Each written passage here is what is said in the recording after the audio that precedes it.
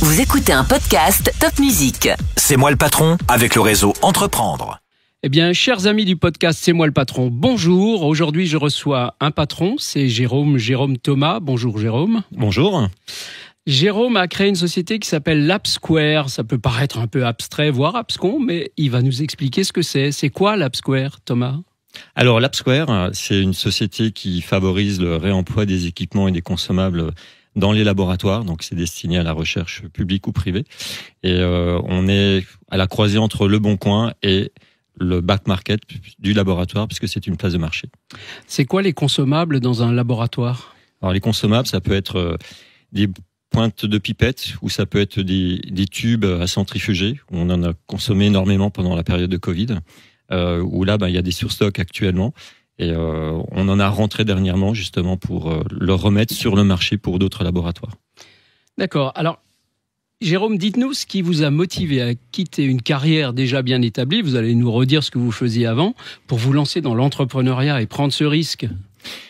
Eh bien, en fait, j'ai travaillé dans plusieurs sociétés dans ce secteur d'activité, donc pratiquement 27 ans, auprès de fabricants et de distributeurs. Notamment Bruker basé à Wissembourg.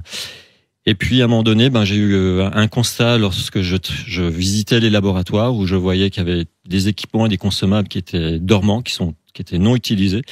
Et ça me faisait mal au cœur en fait de voir ce matériel, ce gâchis en fait.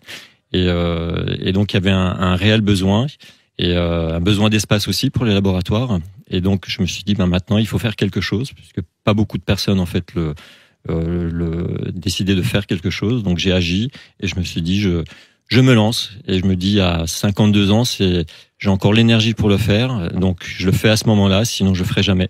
Donc voilà, j'ai pris le challenge, le pari de me lancer dans l'entrepreneuriat.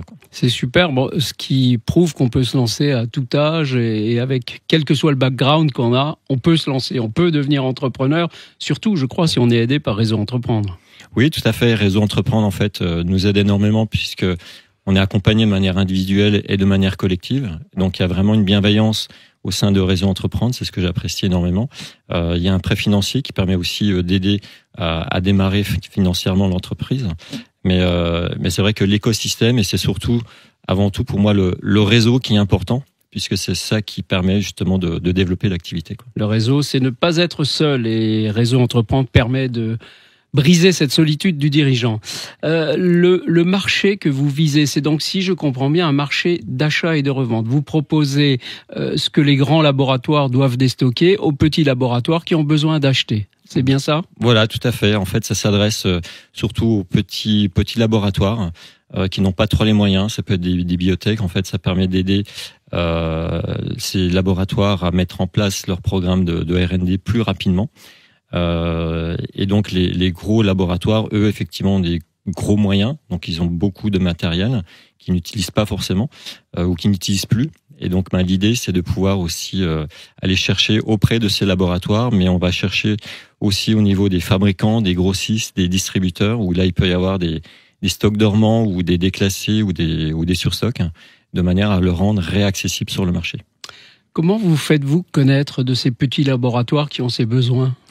Se faire connaître, j'ai réalisé différents webinaires, participé à des salons, faire du phoning, faire du porte-à-porte aussi, utiliser le réseau qu'on a actuellement.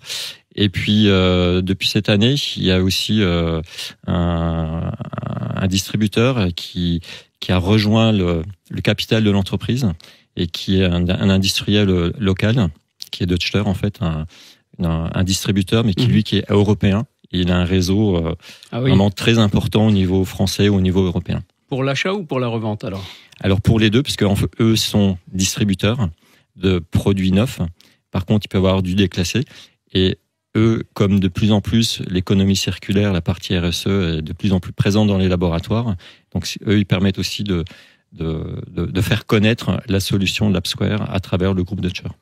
Donc ça veut dire qu'effectivement on vous ouvre l'Europe à travers ce partenariat. Tout à fait.